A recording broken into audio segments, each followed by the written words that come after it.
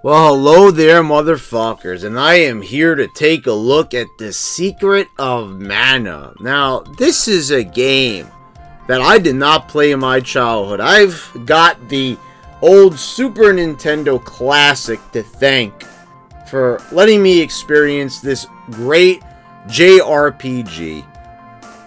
It is a fantastic game, to say the least. Let me just start off by saying it is a great RPG.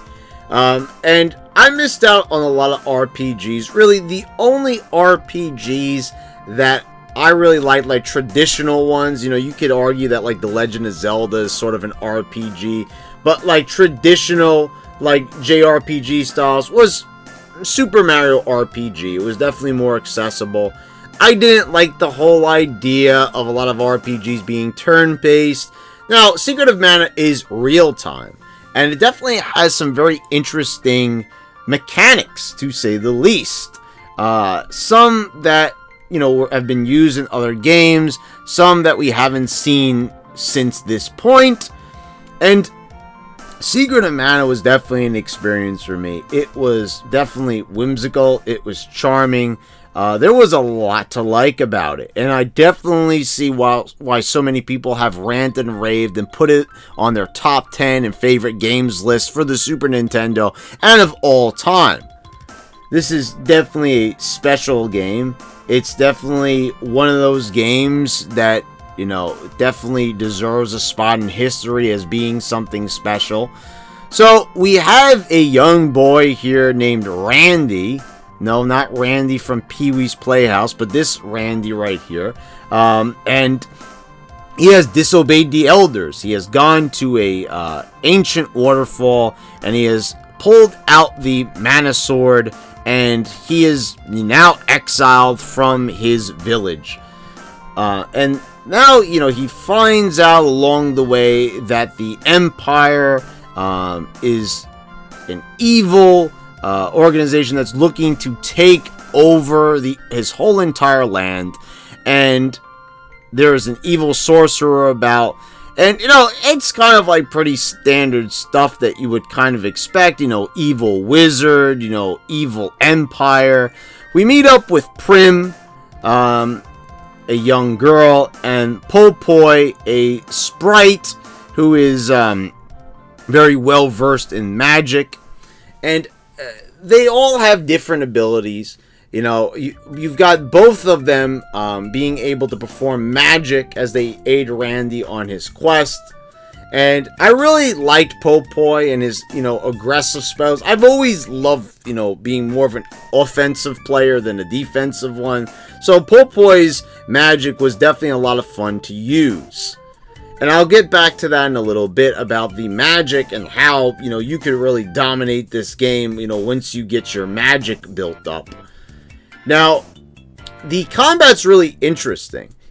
That really comes into place. A lot of the time with me, I like to pick Randy because, you'll be using up your magic points if you use a little bit too much magic.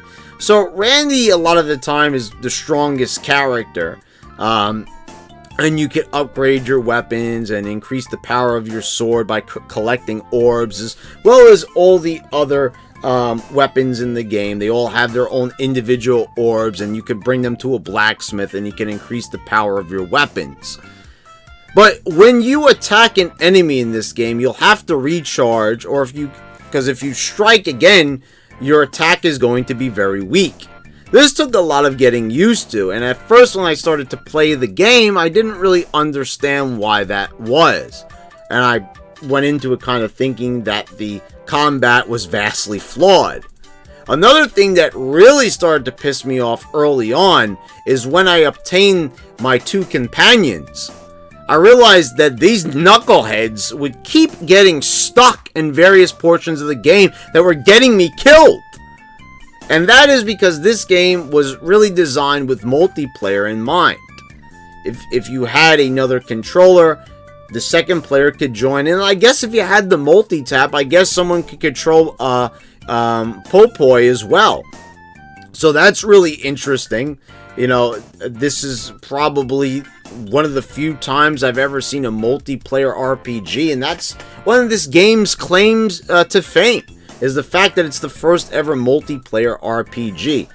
But if you're playing this in single player and you're letting the CPU control it, which I think most people probably experience this game with, a lot of people don't sit down with friends most of the time to play RPGs. They don't really have that reputation.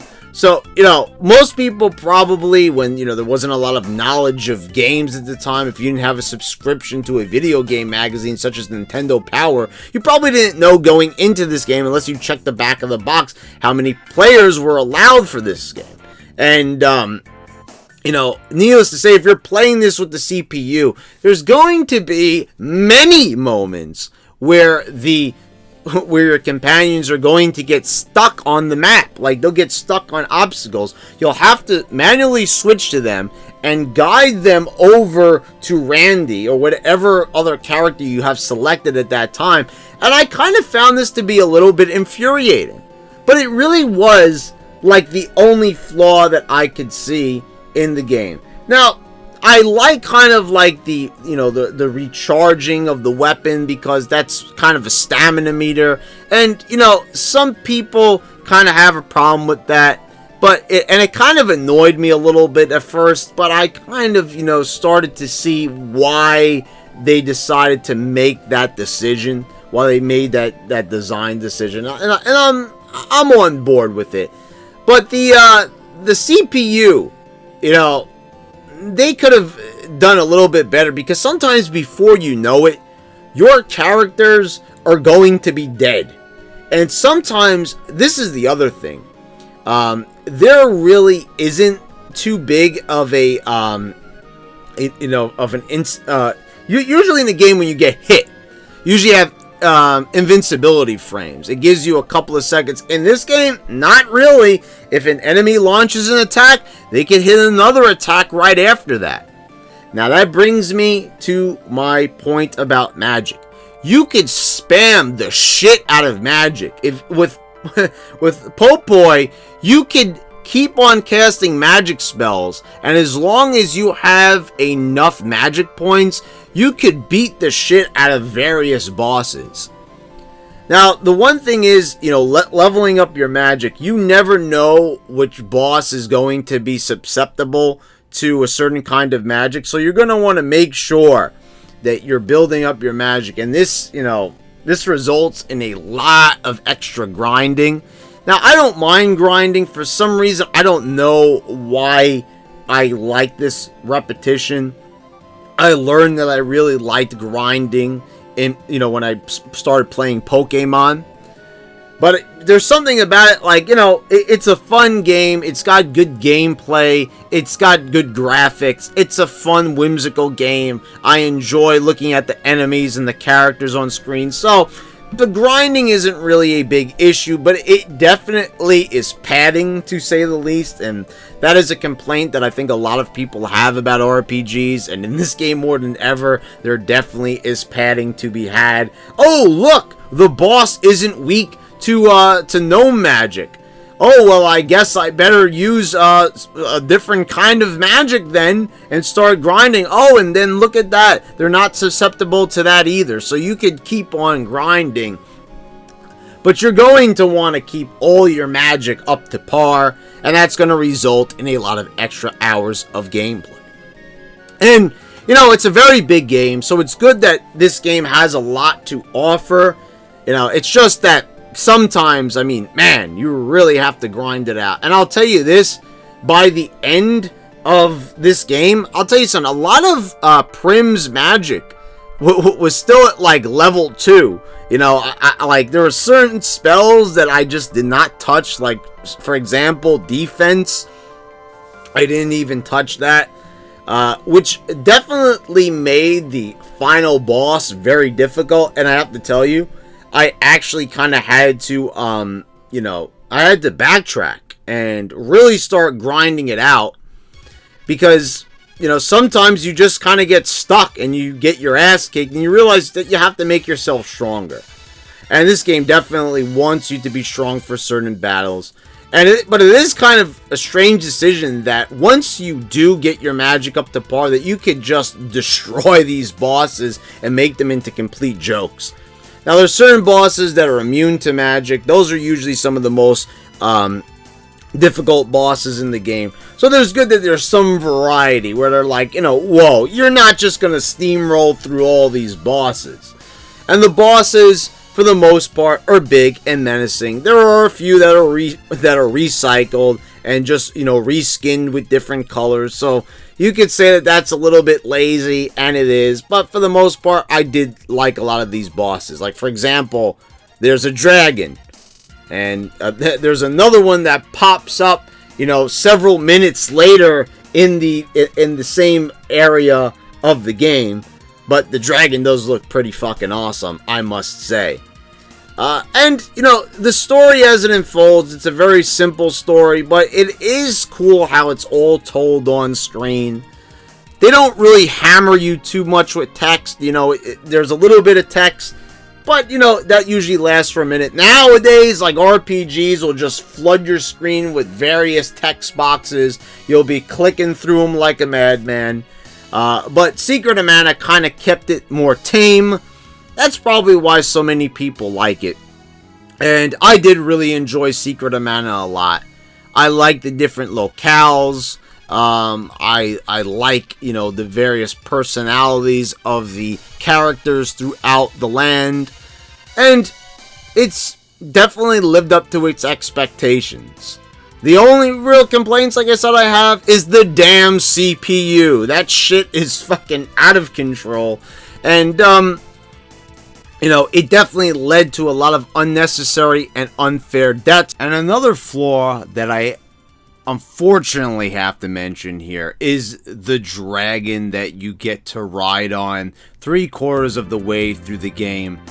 I don't know what they were thinking, not including an actual map for navigation. They'll tell you to go to a town, they'll tell you to go to the southwest, southeast. Oh, come on already. I'm not good with those directions. I'm not good with directions in real life. How am I going to be good with directions in a video game? Without a GPS, I am nothing, and, well, the GPS would not be invented for many a year at the release of Secret of Mana. So you'll just keep flying around until you get the hang of it, but this took me way too long to figure out, where I was going. My next location felt so random, like I knew where I needed to go.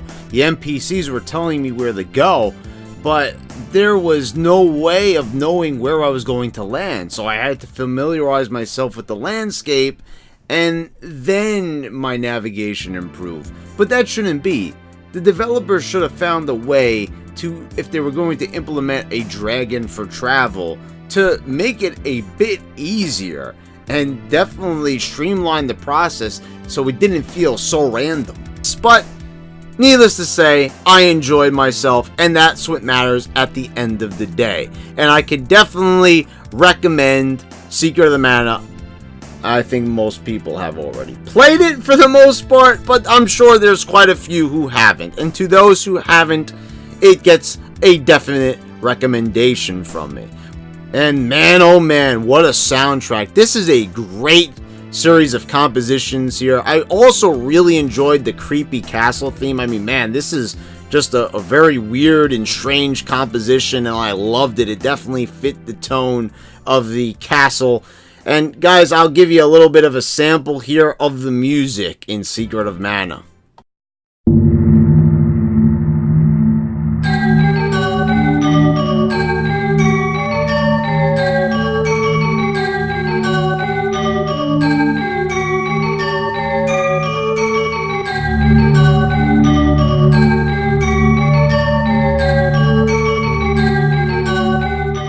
Well guys, I hope you all enjoyed the review. Please subscribe, click the bell so you get all the notifications when I post all my new videos. And thanks again for watching, guys. I'll see you next time.